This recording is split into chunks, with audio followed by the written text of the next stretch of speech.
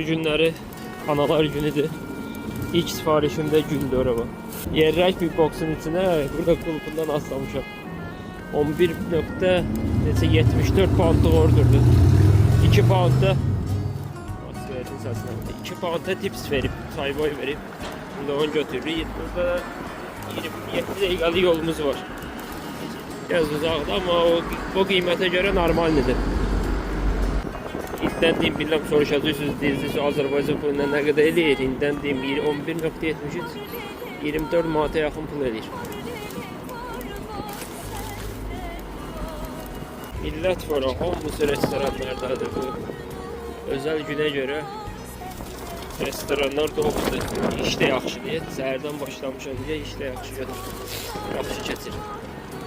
Bazar günləri iş həmişə saat 7-8, axşam 7-8-ə qədər yaxşı olur. Ondan sonra ölür.